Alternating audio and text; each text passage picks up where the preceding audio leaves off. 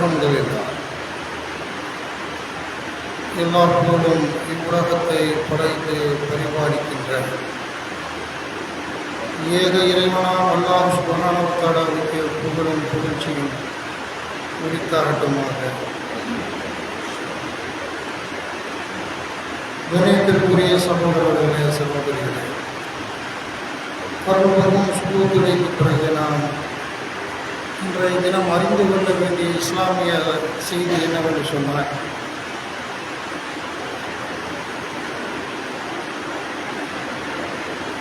அல்லாஹ்வுடைய தூதர் நபிகள் நாயகம் ஸல்லல்லாஹு அலைஹி வஸல்லம் அவர்கள் சொன்னார்கள்,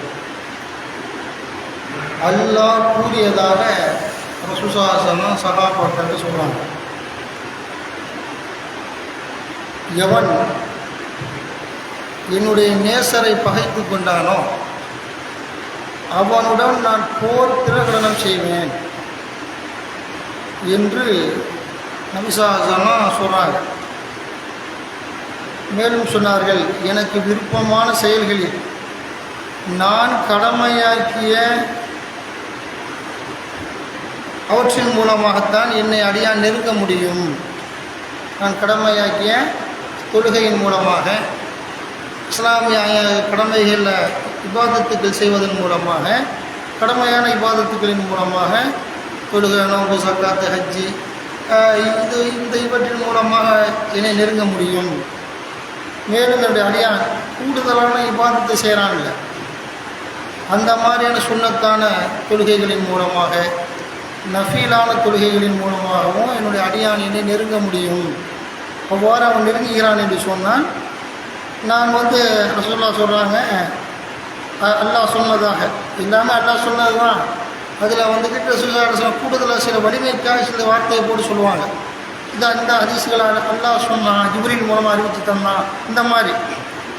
இப்போ இப்படி அடியான் கூடுதலான இபாதத்துக்களின் மூலமாக நெருங்குறான். அவன் நெருங்கும் பொழுது அவன் கேட்கின்ற செவியாக நான் மாறிவிடுவேன், அவன் பார்க்கின்ற கண்ணாக நான் மாறிவிடுவேன், அவன் பற்றுகின்ற கையாக நான் மாறிவிடுவேன், அவன் நடக்கின்ற காலாக நான் ஆகிவிடுவேன்.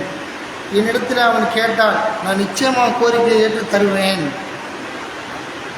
என்னிடம் அவன் பாதுகாப்பு கோரினால் நிச்சயமாக அவனுக்கு நான் பாதுகாப்பு அளிப்பேன். அதுபோல் இப்படின்ற சொல்ல பட்டியல் போடுறாங்க. அதுபோல் ஒரு இறை நம்பிக்கையாளரின் உயிரை கைப்பற்றுவதில் அல்லாஹ்வாகிய நான் தயக்கம் காட்டுகிறேன்.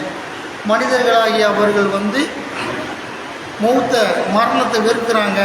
நான் விதி முந்திய காரணத்தினால் நரகம், சொர்க்கம், மௌத்து, கபூர் வாழ்க்கை, மறுமையின் முந்திய காரணத்தினால் மரணத்தை ஏற்படுத்தி பிறகு நல்லா அவங்களுக்கு பரிசை கொடுத்து சொர்க்கத்துக்கு அனுப்புவேன்.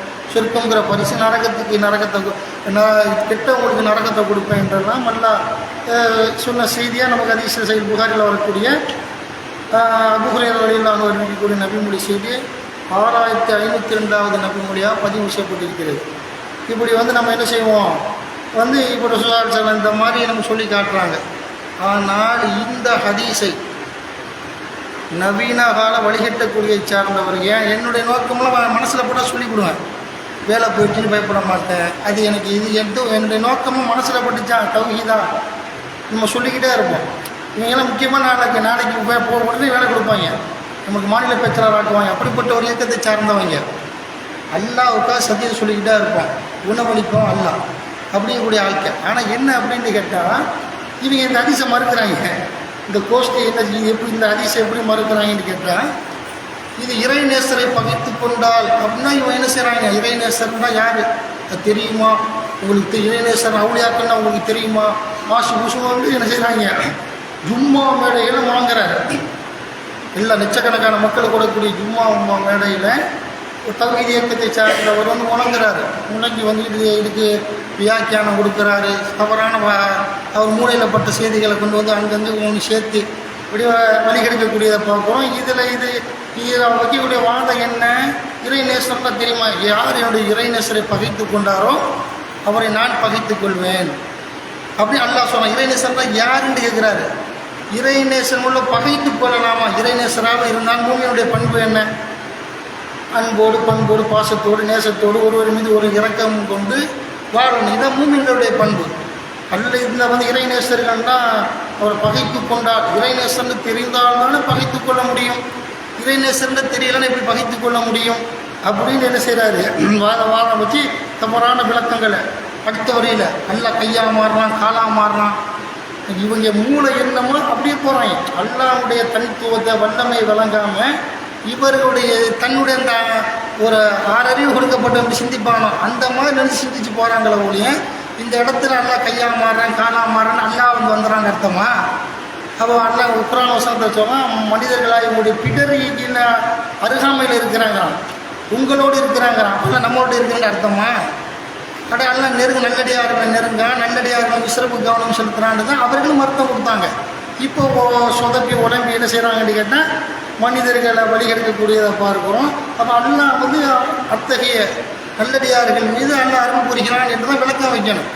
அதனால் இந்த ஹதீஸை மறுக்கக்கூடியதை பார்க்குறோம். வந்துக்கிட்டு இது மறுப்பதற்கு ஒன்றுமே இல்லை. சரி, இறைநேசர்கள்னா யார்? நம்ம யாரையும் பகித்து கொள்ளக்கூடாது. இவங்க சொல்லக்கூடிய சூஃபியாக்கள் சொல்கிறாங்க இதுதான் கூடாதுங்கிறோம். தலையில் நாங்களாம் வணங்க தேவையில்லை, அல்லாஹ் வணங்க வேணாம் அப்படின்னு சூஃபியாக்கள் இருக்கிறாங்க, கபர் முட்டிகள் இருக்கிறாங்க. இவன் சொல்லக்கூடிய இவன் பார்வையில் உள்ள அவளியா சும்மா ஒன்றா நம்பர் கெட்ட அடியாராக இருப்பார். அல்லாஹ்வுடைய பார்வையில் உள்ள அவுளியாக்களும் நல்லா பேசலாம். நான் இறைவனா என்னுடைய பார்வையில் எந்த மக்கள் அவுளியாவாக இருக்கிறாங்களோ அவர்களை பகிர்ந்து கொள்ளாதீர்கள் அப்படின்னு பகைக்க வழி இல்லை. அவுளியாவும் பகிர்க்க மாட்டார், நல்லடியாகவும் பகிர்க்க மாட்டார்கள் என்ற அடிப்படையில் அல்லாஹ் சொல்லி காட்டக்கூடிய இந்த ஹதீஸை மறுக்கக்கூடிய மறுப்பாளர்களாக இருக்கிறாங்க. இது என்ன அப்படின்னு பார்த்தா நம்ம பார்க்குறோம். இந்த மாதிரி வந்துக்கிட்டு இந்த ஹதீஸை மறுக்கிறாங்க, தவறான விளக்கங்களை கொடுத்து என்பது இது ஏற்கத்தக்க ஹதீஸு. இதை மறுப்ப குர்ஆனுக்கு மோதலை, சிந்தனைக்கு மோதலை, நடைமுறை வாழ்க்கைக்கு மோதலை, அப்படிப்பட்ட ஹதீஸை மறுக்கிறார்கள் என்று சொன்னால் இவங்களை என்ன லிஸ்ட்டில் வைக்கிறது அல்லாஹ் காப்பாற்றுன்னு இந்த ஹதீஸை மறுத்தா இவன் காஃபிர். சரியா? இந்த ஹதீஸை எவன் மறுக்கிறானோ அவன் இறை மறுப்பாளர் என்பதை நம்ம சொல்லிக்கிறோம். அவுலியானா யார்? நல்லா குர்ஆனில் பட்டியல் போடுறான். என்ன சொல்லலாம் அப்படின்னு கேட்டால் முஹம்மது ரசூலுல்லாஹ், முகமது அல்லாஹ்வுடைய தூதர், வல்லதீன மஅஹு ஷித்தா வல் குஃபாரி ருஹமாவு பைனஹும் தராஹும் ருக்கான் சுஜ்ஜதன் யபுத்தகுன ஃபல்லம் மினல்லாஹி வ ரில்வானா. இஷ்பூல ஓதுனல்ல 2வது ரக்காத்துல அந்த வசனம் தான் இது. சீமாவு ஃபி உஜூஹி மின் அஸரி சுஜூத் ذلك مثلهم في التوراة ومثلهم في الإنجيل. எல்லாம் என்ன சொல்கிறான் அப்படின்னு கேட்டால் முகமது அல்லாஹ்வுடைய தூதர் 48:29 அவரோடு இருப்பவர் ஏக இறைவனை மறுப்பவர் மீது கடினமாகவும் தங்களுக்கிட்ட இணக்கமாக இருப்பார்கள், நட்போடு இருப்பார்கள் என்று அல்லாஹ் சொல்கிறான். அவர்களுடைய ருக்கு சஜ்ஜா செய்வோராக அவரை காண்பீர்கள். அவர்கள் அல்லாஹ்வுடைய அருளையும் பொருத்தத்தையும் பெறுவார்கள். இவங்க தான் அவுலியா. அவங்களுடைய முகத்தில் சஜிதா செய்யக்கூடிய தழும்புகள் இருக்கும். அவங்க அப்படின்னு அல்லாஹ் நமக்கு அந்த உதாரணப்படுத்துகிறான். முகத்தில் அந்த சஜிதாவுடைய தழும்பாக அவர்களுடைய முகத்தில் இருக்கும். இதுவே தௌராத்தில் சொல்லப்பட்ட செய்தி அப்படின்னு நல்லா சொல்கிறான். அப்போ இந்த மாதிரி அல்லாஹ்வுடைய நேசத்தை பெறக்கூடியவங்க தான், அல்லாஹ்வுடைய அருளை யார் பெறுறாங்களோ, பொருத்தத்தை பெறுறாங்களோ அவங்க தான் அவுலியாக்கள் என்று குர்ஆனில் போதிக்கிறது. இவர்கள் சொல்கிற மாதிரி அல்ல என்று புரிந்து கொள்ள வேண்டும். அவுலியாக்களுக்கு எப்படி ஒரு ஷைத்தானுடைய தாக்கம் ஏற்பட்டால் நம்ம செஞ்சுக்கிட்டே இருப்போம், எல்லாம் மன்னிச்சு கேட்டு திரும்ப அந்த பாவத்தை செஞ்சுக்கிட்டு இருப்போம். நல்லடியார்கள் செய்ய மாட்டாங்க. அதை பாவத்தை செஞ்சுட்டா ஒரு பாவத்தை செஞ்சு மன்னிப்பு கேட்டாங்க, திரும்ப அந்த பாவத்தின் பக்கம் செல்லாமதான் நபிமார்கள், அவுலியாக்கள், நல்லடியார்கள் என்பதை புரிந்து கொள்ள வேண்டும்.